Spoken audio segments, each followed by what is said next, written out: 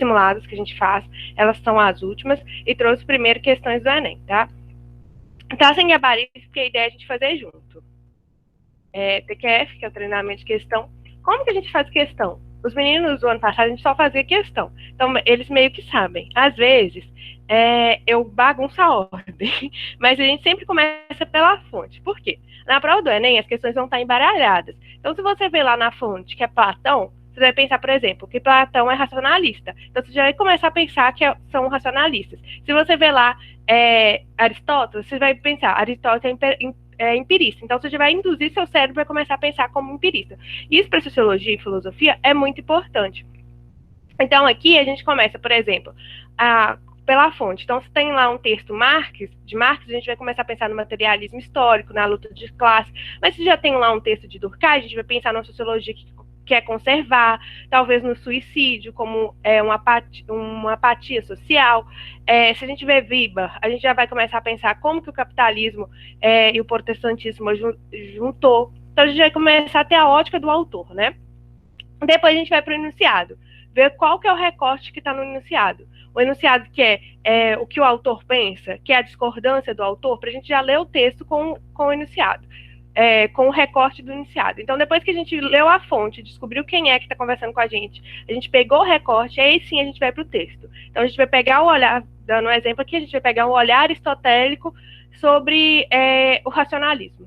Então, peraí, a fonte é Aristóteles, o enunciado está falando o que o autor discorda. Então, a gente já sabe que a gente tem que buscar lá que o autor discorda de quase tudo do racionalismo, então a gente vai olhar o texto com essa lupa, né? Aí, por fim, a gente vai ler as opções, já eliminando as que tem nada a ver.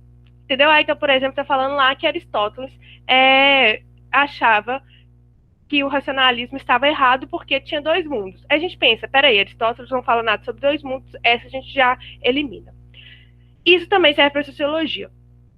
Eu não sei porque que eu estou com Aristóteles na cabeça, mas vamos agora para as questões de sociologia. Eu coloquei a data dos Enems, né, para vocês verem quando que caiu. Tentei pegar de 2016 para cima, tá, para ser algo mais recente, mas como Marx parou de aparecer no Enem, principalmente na parte de sociologia, Marx a gente pegou os Enems mais passados. Qualquer dúvida, vocês podem levantar a mão se demorar para ler o chat, tá? Durkheim. Então, aqui a fonte é o Unesp, a soberania do bem. E o que está falando? A gente sabe que é Durkheim, né? Porque essa aula aqui, a gente está fazendo não uma prova inteira, mas já autores, então já está escrito que é Durkheim, no caso, a fonte não informava, mas a gente já sabe quem é. A soberania do bem foi editado pela Unesp. Vamos ler o que o enunciado pede para a gente. Os questionamentos apresentados no texto possuem uma relevância filosófica à medida que problematizam conflitos que estão no domínio da. Peraí. Então, a gente quer saber o que o texto, o que está no texto, ele tem a ver com o quê? Então, peraí. A pessoa está lá, o autor, né, o Murdoch, está perguntando para a gente algo que tem a ver com a sociologia de Durkheim, porque o Enem classificou ela como uma questão sobre Durkheim. Então, beleza. Então, a gente tem que pensar sobre na ótica de Durkheim, quais que são as óticas de Durkheim. E a gente tem que entender qual que é esse questionamento, perpassa por quê. Então, vamos lá. Uma criança com deficiência mental deve ser mantida em casa ou mandada para uma instituição? Um parente mais velho que costuma causar problemas deve ser cuidado ou podemos pedir que vá embora? Um casamento infeliz deve ser prolongado ou prolongado pelos bens das crianças? Gente, o que vocês acham? Oi, Júlia. Gente, o que vocês acham? Tá aparecendo para vocês a apresentação?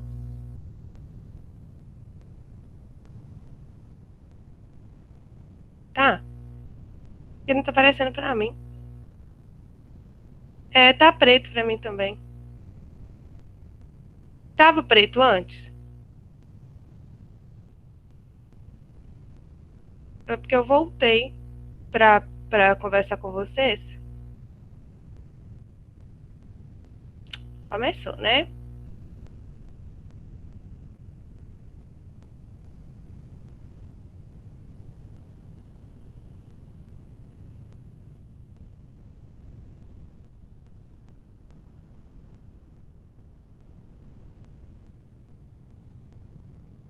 Ué, a apresentação não tá dando pra...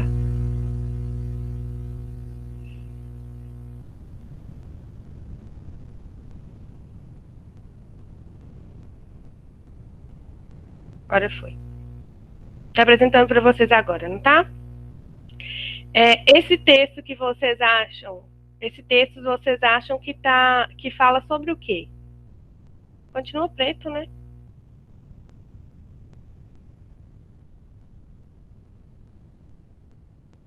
Ai, gente. Deixa eu...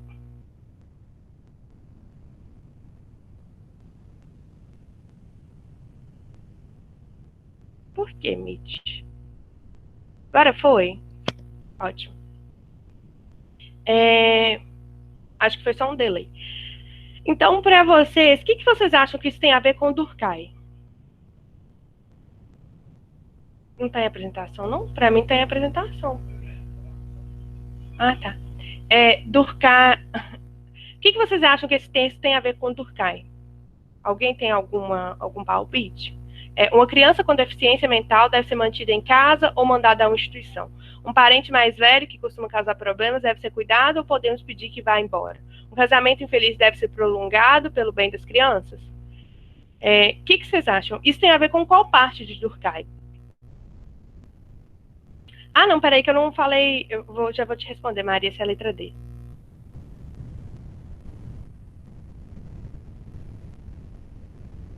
Quando ele discute... tem a ver com o discurso das relações sociais, mas ele tem aquela parte das instituições. E quando as instituições são falidas, a sociedade também vai à falência. Isso é um discurso do Durkheim, né? O Durkheim tem uma sociologia conservadora, ele quer conservar as instituições, então o Durkheim acha que não, que uma criança com deficiência mental, ela deve ser uma das principais instituições para Durkheim é a família. Então, a família funcionando bem, toda a sociedade funciona bem. Por isso que para Durkheim tem que se manter essa instituição. Por isso que para Durkheim um casamento infeliz deve ser prolongado. Porque é melhor um casamento que funcione institucionalmente, mesmo que por aparência, do que uma sociedade sem casamentos. Porque o casamento ajuda a manter as relações sociais. É uma instituição da sociedade. E você lembra que, para Durkheim, não importa o indivíduo, mas sim a coletividade? Então, é algo a se pensar. Porque para o coletivo, a manutenção do casamento é melhor, já que a gente quer conservar padrões em Durkheim. Por isso que a política estão no domínio da política e da esfera pública? Não, né? A gente pode cancelar já porque não tem nada na esfera pública. A gente está pensando na esfera domiciliar, né? Um casamento, não tem o casamento ser mantido ou não, o Estado não interfere no casamento, dentro do casamento, né? A não ser que tenha questões de violências e aí outras coisas. A teologia dos valores religiosos, a sociologia veio, né? Aliás, desde a filosofia, a gente está rompendo com as tradições míticas e a religião não rompendo totalmente, mas assim, tirando, né, certo poder da explicação pela teologia. E a sociologia ainda traz isso mais forte. Então, apesar de Durkheim acreditar que a religião é uma instituição e válida, ele não vai tentar responder através da religião, não. Ele vai tentar lembrar que Durkheim também é racionalista, positivista. Ele vai tentar responder através do raciocínio. Então, não dos valores religiosos. A lógica da validade dos raciocínios, isso não é uma questão de lógica propriamente dita. É mais uma questão de ética. Por isso que vocês acertaram letra D, ética e dos padrões de comportamento. E esses padrões levam ou não a manter ou desfazer instituições, tá? Letra E, epistemologia. Epistemologia é o estudo do conhecimento. Aqui a gente não está tentando entender de onde vem esse conhecimento, nem quais são os limites do conhecimento. A gente está num debate ético de quando que as instituições funcionam e quando as instituições não funcionam e se vale a pena mantê-las ou não mantê-las. Tranquilo? Alguma dúvida?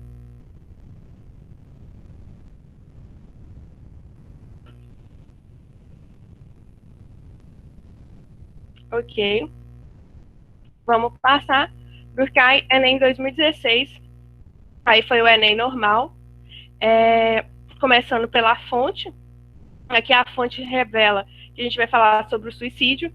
O suicídio, a gente lembra que lá na aula de Durkheim a gente falou que o suicídio é uma anomia patológica, né? É algo que faz a sociedade se desintegrar. Mostra que a sociedade está apática, doente, na visão de Durkheim. E aí a gente vai ter um texto do Durkheim, vamos lá ver o que o enunciado quer que a gente, qual lente que o enunciado quer que a gente coloque. O texto expressa o esforço de Emile Durkheim em construir uma sociologia com base na... Beleza. A gente vai ler o texto. Mas a sociologia de Durkheim é baseada em quê? Sem ler o texto, a gente já consegue resolver.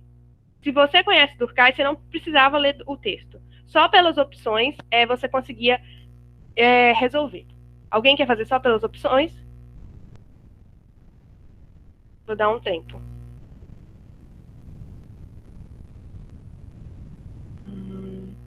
Espera mais alguém.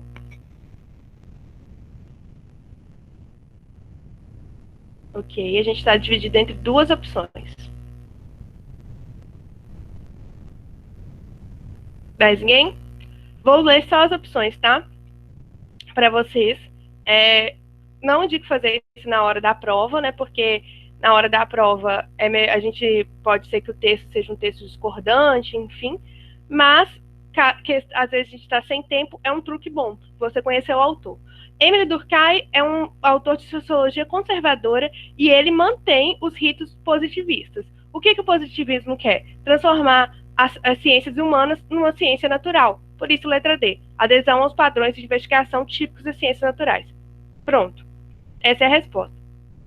Por que a letra A está errada? A vinculação com a filosofia. Não. Sociologia nasce, né, rompendo com a filosofia. Porque a sociologia quer entender a sociedade como um todo. Não um indivíduo só. Mas o Weber vai olhar para o indivíduo. Sim, o Weber vai dar vai olhar para o indivíduo, vai ter uma sociologia compreensiva para entender o indivíduo, mas entender esse indivíduo na sociedade. Não entender esse indivíduo na sua individualidade. E a sociologia também não vai tratar de alguns assuntos que a filosofia tratava. Pós-modernidade, e aí depois do Bauman, por exemplo, fica muito difícil a gente dizer se o sujeito é puramente sociólogo ou puramente filosófico, porque as duas áreas começam a andar mais juntas. Mas assim, quando a sociologia nasce, nos clássicos, ela rompe ainda mais Durkheim, porque Durkheim não quer entender o indivíduo, ele quer entender o coletivo. Tá? Reunião de percepções intuitivas para demonstração. Se a D tiver certo, a B também teria que estar certa. Por quê? Os dois estão falando de olhar subjetivo. E para Durkheim, não. Para Durkheim, o agente social, o sociólogo, ele tem que ser neutro. Ele não tem que ter olhar. O olhar dele não conta. Ele não tem que fazer sociologia a partir da visão dele, mas sim da visão mais neutra possível. E aí ele e Weber vão discordar muito nessa parte, e Marx vai falar que isso é impossível, né? Ficando aqui dentro dos clássicos. Então, se a D estiver certa, a B também tem que estar certa, porque as duas comungam do mesmo lugar. D não, gente, desculpa. Se a B estiver certa, a C também tem que estar certa, porque as duas comungam do mesmo lugar. Da subjetividade do sociólogo, partir do seu olhar, do seu subjetivo, para tentar identificar algo na coletividade. Para Durkheim, isso é um erro. A gente tem que ser neutro, assim como o pesquisador ou cientista da ciência natural é neutro. Por isso, letra D, né? Adesão dos padrões de investigação típicos das ciências naturais. Letra E, incorporação de um conhecimento alimentado. Oi, Emily.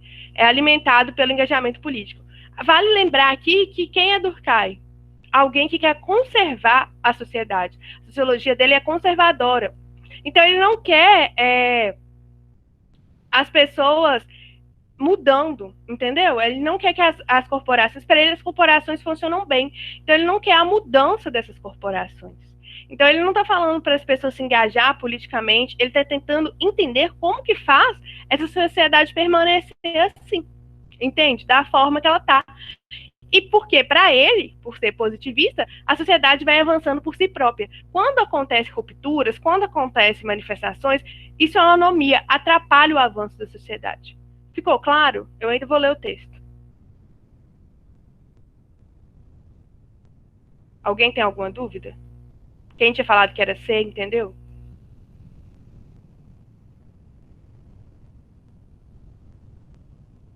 Ok. O texto está falando assim, ó, a sociologia ainda não ultrapassou a era das construções e das sínteses filosóficas. Em vez de assumir a tarefa de lançar luz sobre uma parceria restrita ao campo social, ela prefere buscar as brilhantes generalidades em que todas as questões são levantadas e sem que nenhuma seja expressamente tratada. Tá vendo? Ele está fazendo a crítica, falando que a sociologia ainda não ultrapassou as eras das construções filosóficas. Era para ela ter feito isso. Não é como exames sumários e por meio de intuições rápidas que se pode chegar a descobrir as leis de uma realidade tão complexa. Sobretudo, generalizações às vezes tão amplas. Ai, peraí, vou ler na apresentação, porque aqui tá difícil. Tão amplas e tão apressadas, não são suscetíveis de nenhum tipo de prova. Ou seja, ele está falando aqui que o que você pensa, quando você tem uma tese, você tem que provar. Por isso que tem que ser neutro, para você não generalizar. Porque se você generaliza, muitas vezes você erra. Porque você está pegando pela sua visão. Pela visão da sua comunidade, não pela uma visão neutra, ampla, tá bom? E aí ele está falando também que a sociologia ainda não ultrapassou a era das construções das sínteses filosóficas. Isso tem que ser ultrapassado, porque qual que é a ciência que avança? São as ciências naturais. A gente está falando de um sociólogo que mantém bases positivistas. Tá tranquilo? Gente, muita gente nessa prova marcou letra A. Por quê? Porque a pessoa não leu, não conhece Durkheim, bateu lá, síntese filosóficas, a sociologia ainda não ultrapassou. Ah, então é vinculação.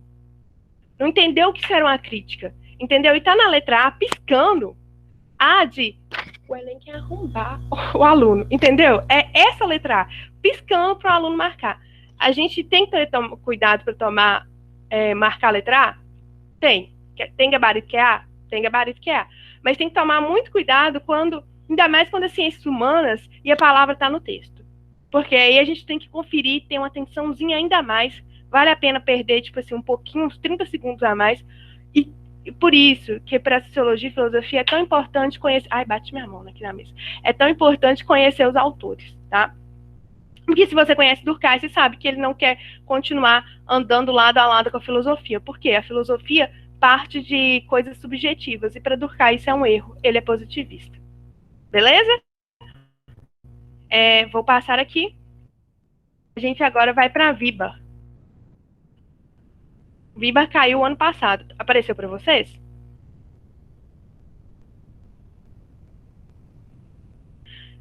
Viba caiu no digital o ano passado. Então, alguns professores apostam no Viba no presencial, né, na prova presencial esse ano. Porque acontece isso com o PPL. Quando um tema é trazido no PPL em um ano, normalmente ele aparece na primeira aplicação. Pode ser que o digital tenha essa característica do PPL, né, de antecipar temas para o presencial. Vamos aqui pensar.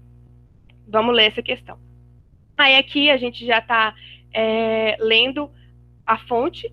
Então, esse autor aí, o Souza, escreveu um livro, A Ética Protestante e a Ideologia do Atraso Brasileiro. Olha que interessante. O Brasil é um país católico, né? Foi colonizado por um Estado moderno, que foi Portugal, que a gente viu pegando um gancho com a aula de história, católico, extremamente católico. Se manteve católico. A gente vai ver nas reformas protestantes que a Espanha e Portugal, quando veio as reformas, ela ampliou ainda mais a Santa Inquisição para matar protestante a rodo. Então, a gente foi colonizado com um país católico, mantemos-se católico. E aí, talvez, isso seja porque a gente seja um pouco atrasado. Pelo menos o autor vai defender isso, só pelo título, né? Tirando essas conclusões pelo título dele. E sabe quem defende disso também? O Weber. Então, vamos lá. Ler o que está escrito no enunciado. Retomando o pensamento de Max Weber, o texto apresenta tensão entre a positividade ético-religiosa e as esferas mundanas da ação. Nessa perspectiva, a ética protestante é compreendida como. Então, tanto para esse autor quanto para Weber, o que a ética protestante faz com a sociedade? De novo, se você conhece a tese de Weber, você não precisava ler o texto. Mas eu sempre vou recomendar ler o texto. Vamos ver o que o Souza e o Weber falam. No protestantismo ascético, temos não apenas a clara não temos apenas a clara noção da primazia da ética sobre o mundo, mas também a mitigação dos efeitos da dupla moral judaica. Uma moral interna para os irmãos de crença e outra externa para os infiéis. O desafio daqui é a ética, que quer deixar de ser uma ideia eventual e ocasional, que exige dos virtuosos religiosos quase sempre uma fuga do mundo, como a prática monástica cristã medieval, para tornar-se efetivamente uma lei prática e cotidiana dentro do mundo. O que está falando aqui nesse texto? Que os católicos, principalmente os medievais, os católicos do medievo, seguindo uma tradição judaica, eles acabavam falando que tinha que ter uma moral.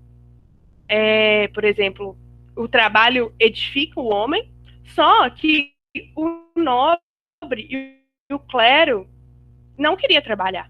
Então, era uma moral para os fiéis e uma moral para eles. Isso atrapalhava o desenvolvimento da sociedade, principalmente na ótica do trabalho, porque o que acontece com o protestantismo? Quando o protestantismo vem, o trabalho engrandece o homem, qualquer homem. Então, o burguês vai trabalhar muito.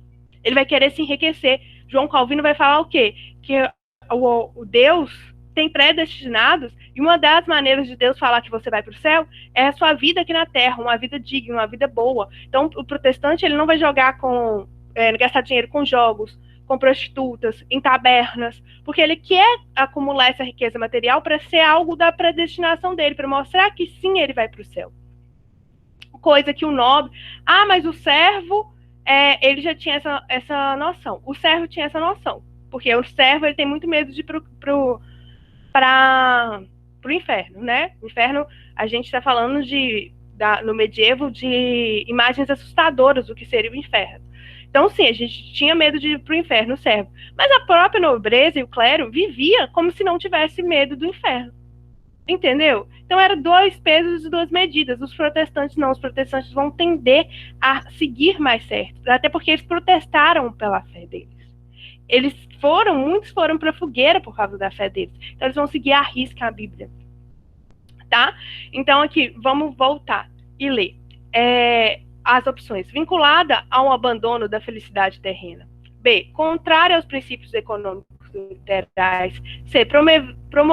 Promovedora da dimensão política da vida cotidiana. E. Estimuladora da igualdade social como direito divino. Adequada ao desenvolvimento do capitalismo moderno. Gente, qual que vocês acham que é? A ética protestante é compreendida como? Mais alguém?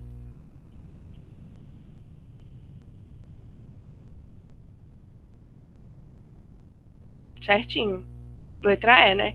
O Viba vai falar que o capitalismo moderno se dá muito bem porque existe também essa reforma protestante. E essa reforma protestante, além de não condenar o lucro, vai falar que o homem que acumula riqueza, ele tem um pezinho lá no céu.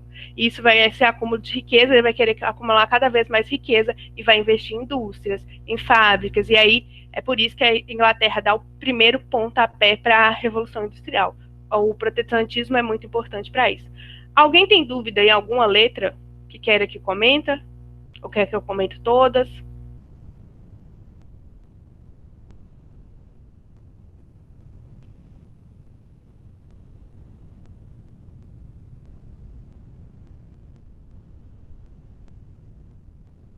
Não? Tá tranquilo? A C, promovedora da dimensão política na vida cotidiana. Então, a ética protestante, ela não vai entrar num debate político. Não no seu início, tá? Ela não vai, por exemplo, lá na Inglaterra, ela não vai falar se o rei ele está errado ou se ele está certo. Depois, com o passar do tempo, os burgueses, que são protestantes, eles vão lutar pelo poder, para ter poder, porque eles já têm poder econômico, eles vão querer poder político. Mas não por causa da religião deles, mas sim pela seção econômica, eles vão falar, olha, a gente que dá dinheiro, a gente que paga os impostos, então a gente que tem que estar na corte, não os nobres, que estão vivendo ao nosso sustentado pela gente. Entende? Esses nobres não trabalham, enfim. Mas depois. A igreja protestante, o Lutero, inclusive, vai falar para não fazer rebeliões, contra instituições de poder, entendeu? As religiões, por si só, elas tendem a conservar as instituições, não trazerem discussões políticas que talvez derrubem as instituições. Entende? Por isso que ela não vai ser promover uma discussão política. Vai ser uma discussão econômica. E aqui a gente está falando de política no sentido menos amplo, né? Porque para Aristóteles tudo é política. Então, religião é política, economia é política. Para Marx também, mas aqui pegando a visão do Weber, não. Vai ser discussões econômicas, discussões religiosas, mas não políticas. Tá tranquilo? As outras são bem fáceis de descartar, né? É contrária aos princípios econômicos liberais, não totalmente alinhado o pensamento, vinculado ao abandono da felicidade terrena. Pelo contrário, o João Calvino, de novo, né? O calvinismo foi muito forte na Inglaterra, por isso que eu falo tanto do Calvino, e ele é muito importante para a Revolução Industrial, né? O calvinismo.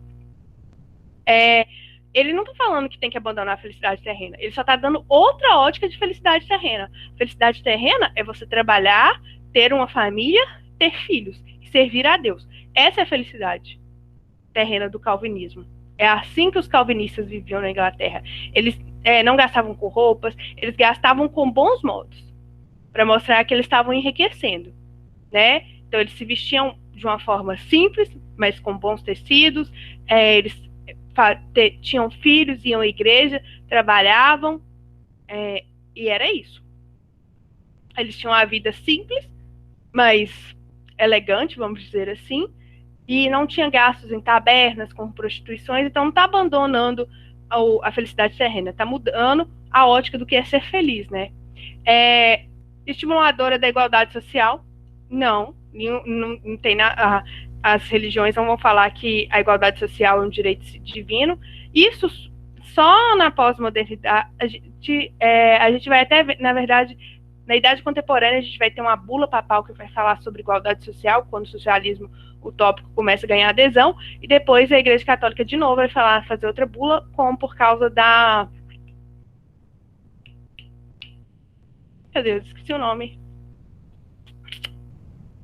Teologia da libertação, que vai ganhar muita força aqui no Brasil. A Igreja Católica vai voltar a se posicionar sobre isso, tá? Mas, de forma geral, na história, as religiões cristãs não vão falar muito sobre igualdade social como direito divino, não. Até porque Jesus sofreu, né? Ele não teve igualdade. E é isso. A letra E é nosso gabarito. Vamos mudar agora. O Enem 2015 também trouxe Weber.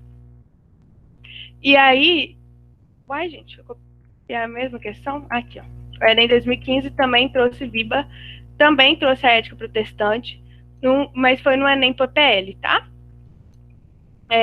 A ética protestante, o espírito do capitalismo, aí já o Weber que escreveu mesmo, não foi aquele outro autor, e aí foi essa pessoa que organizou. O capitalismo moderno, segundo Max Weber, apresenta como característica fundamental de novo, se você conhece o Weber e você conhece o instrumento que ele usa para fazer sociologia, você sabe a resposta. Você sabe marcar ali sem ler o texto. Mas a gente vai ler o texto, tá? Então, a característica fundamental, é isso que a gente vai buscar no texto. O que o Weber fala como característica fundamental? Vamos ver se o texto nos ajuda. O impulso para o ganho, a perseguição do lucro, do dinheiro, da maior quantidade possível de dinheiro, não tem em si mesma nada a ver com o capitalismo. Tal impulso existe e sempre existiu. Pode-se dizer que tem sido comum a toda sorte e condições humanas, em todos os tempos, em todos os países, sempre que tenha apresentada a possibilidade objetiva para tanto. O capitalismo, porém, identifica-se com a busca do lucro sempre renovado, por meio da empresa permanente, capitalista e racional.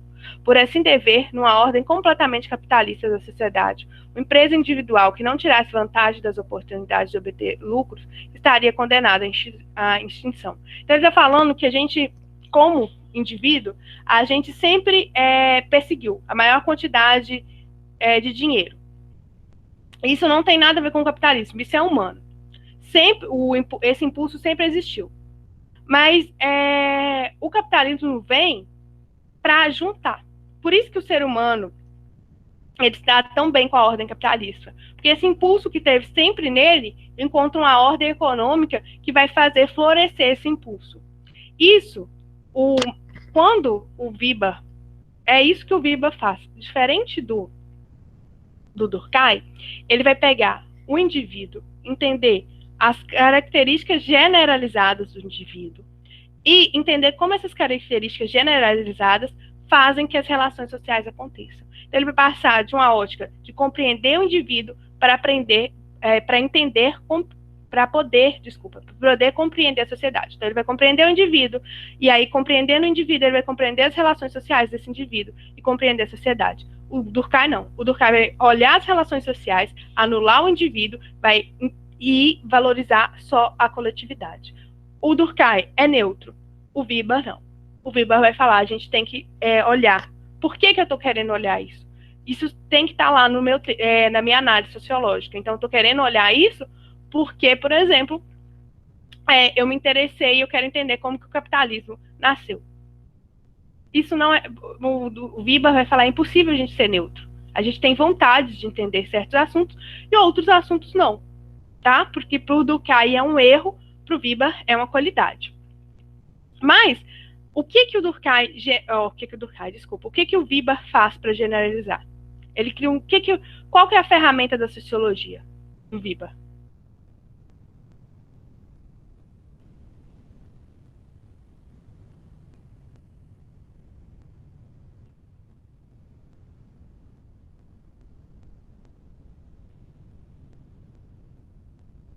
Vocês lembram da aula do Weber?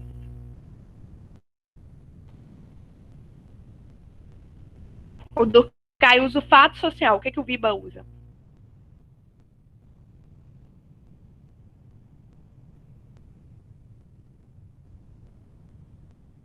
A ação social, isso mesmo. Se ele usar a ação social, a gente só tem uma resposta.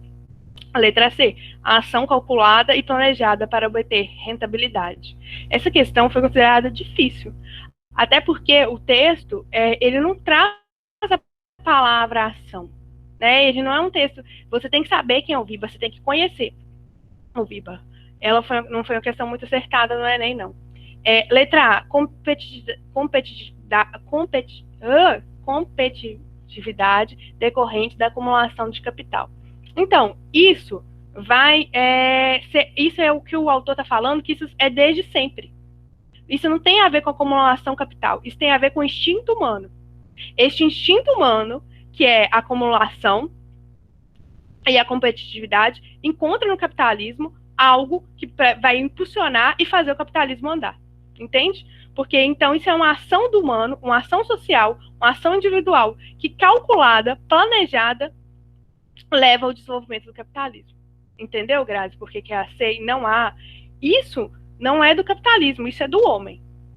Mas o homem, no capitalismo, encontra, e ainda mais no capitalismo e no protestantismo, encontram muletas, vamos dizer assim, não muletas, mas encontra impulsos para ser quem eles são. Muletas é uma palavra errada nesse contexto, mas encontra impulsos para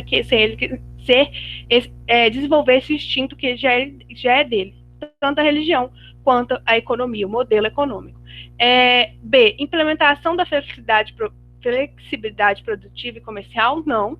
Né? Isso a gente pode falar lá no toyotismo. Aí quem vai dar isso para vocês é a geografia, que vai falar que a partir da terceira revolução social, a gente vai flexibilizar as produções, não vai ter mais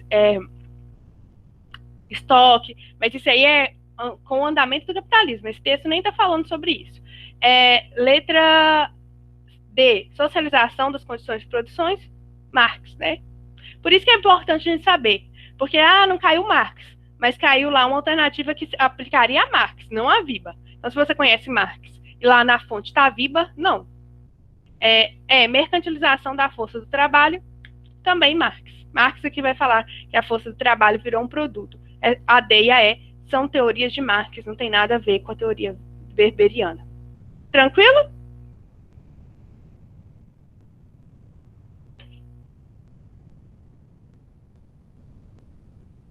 Ok, agora vamos para Marx.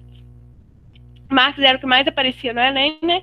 Mas, igual eu falei com vocês, a última vez que ele caiu foi no Enem PPL de 2016, não apareceu mais, aí eu peguei mais duas questões de 2013, porque se pega de 2013 e 2009, Marx era o assunto preferido de sociologia do Enem.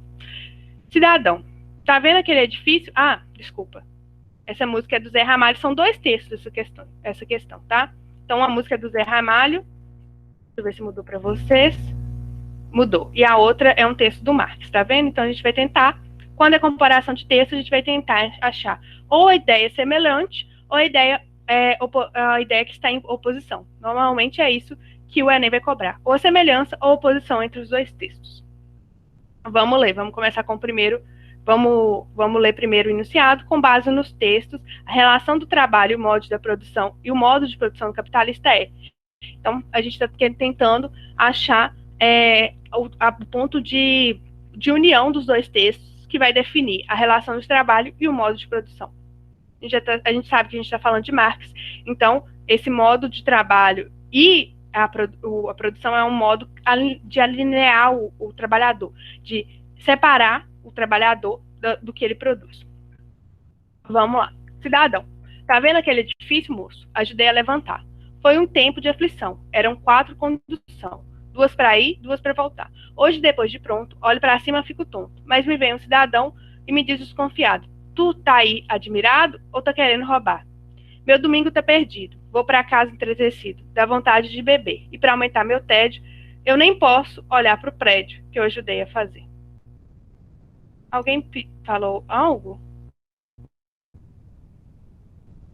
Ai, essa música é muito boa. Eu gosto muito do Zé Ramalho, do Fagner, dessa turma do Ceará. Eu ouvi ela também quando era pequenininha com meu pai. Então, tá vendo a alienação? O pedreiro, ele produziu aquele prédio.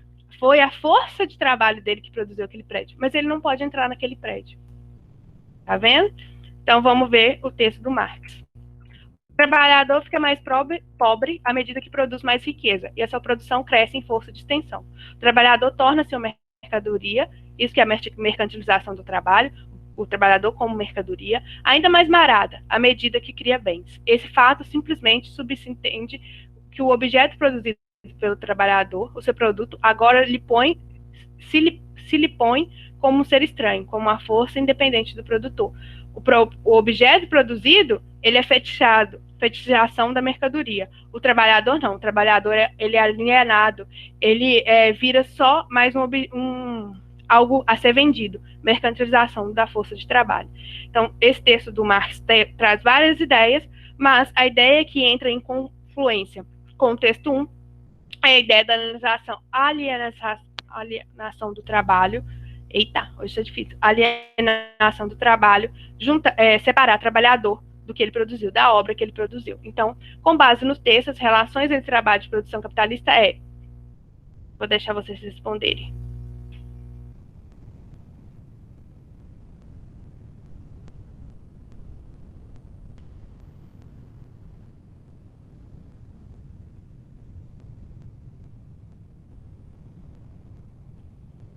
Deixa eu ver.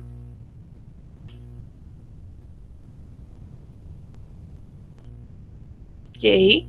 Gente, eu queria que vocês respondessem exatamente por isso. É letra E. Mas muita gente marcou letra A. Mas muita gente marcou letra A. Baseada na desvalorização do trabalho especializado. A gente está falando de Marx, que Marx escreveu em 1988, por exemplo, 1983. Não me lembro muito bem a data, mas foi na década de 80 do século XIX. Não tem trabalho especializado como a gente conhece hoje. O trabalho, ele é separado, ele é dividido. Mas a gente não está com esse trabalho especializado.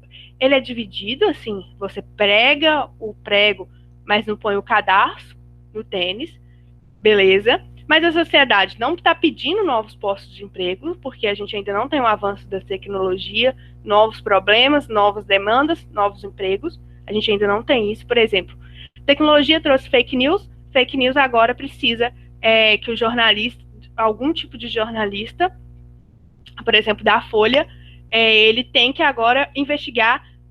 Antes, um jornalista só talvez faria aquela matéria. Agora precisa ser dois, porque um tem que ficar barrando as fake news, investigando. Então, essa especialização seria não na divisão ali da esteira, mas e outra coisa, não está desvalorizando essa especialização. A gente está valorizando essa especialização. O capitalismo vai querer sempre especializar mais. Pensa no médico.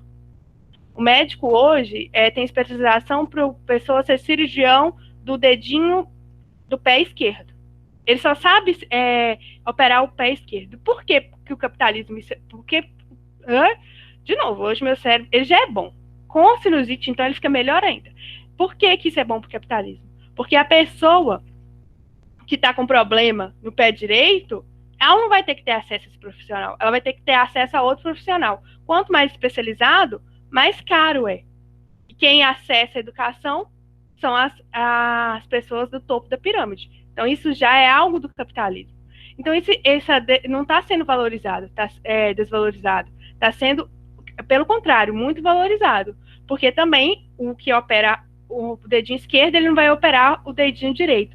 Isso faz que ele fique mais alienado ainda. Ele não conhece o corpo humano como todo.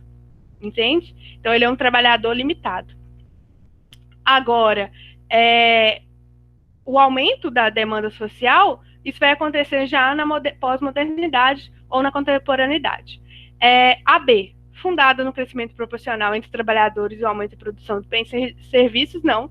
A gente produz muito mais bens hoje em dia, pensando hoje, a gente tem muito bem de serviço, mas nem todo trabalhador pode ter.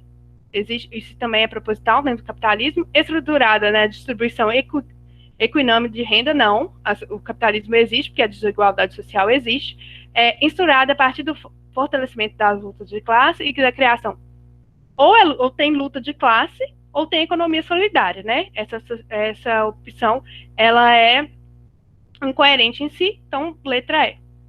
Tranquilo? Gente, passou meu horário. Posso fazer mais uma de Marx? Posso? Beleza. Que aí fica duas de cada um.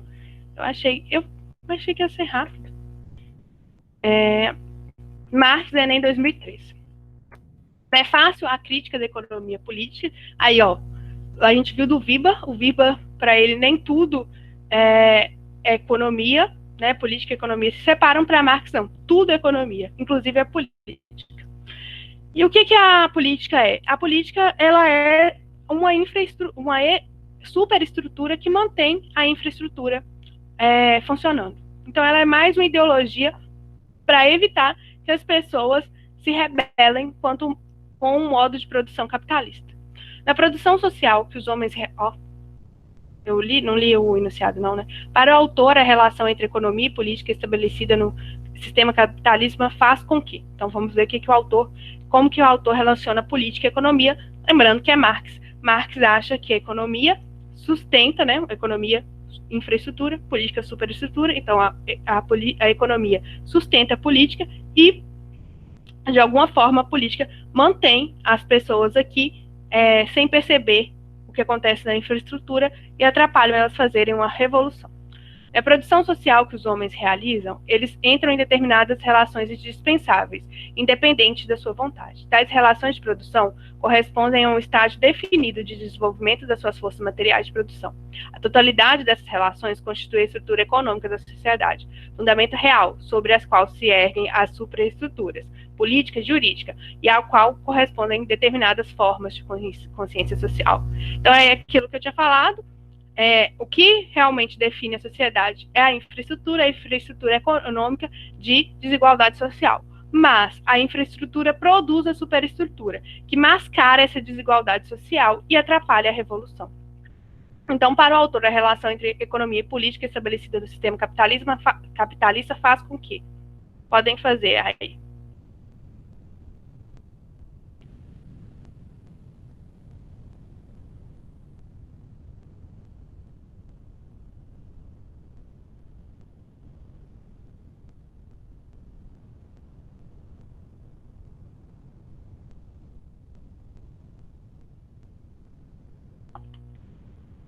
Essa questão é uma questão chatinha.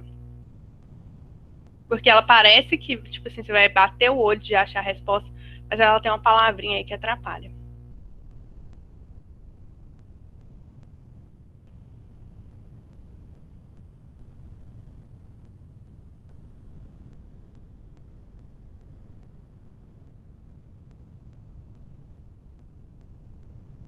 Deixa eu ver, esperar mais alguém responder.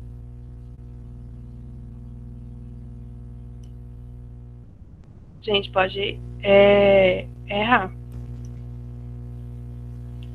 Porque aqui é o lugar de errar.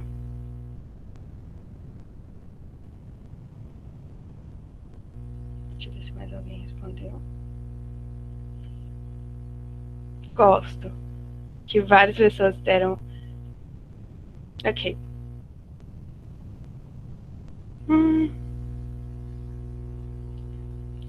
Ó, a resposta é letra B. O trabalho se constitua como fundamento da real produção material. Lembre que para Marx, por que a palavrinha que atrapalha é o trabalho se constituir?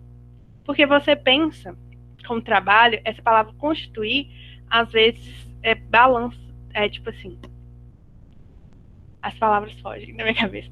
A palavra constituir, pôr o trabalho como algo constituinte de uma sociedade, como algo mais importante da sociedade, para a gente é difícil. Porque a gente pensa a sociedade sendo constituída através dos embates políticos, através de outras coisas, entende? Mas para Marx é o trabalho, é a forma de trabalho, aliás, é a exploração do trabalho que faz com que exista uma economia capitalista, e é isso que determina toda a nossa sociedade. Por isso só pode ser letra B.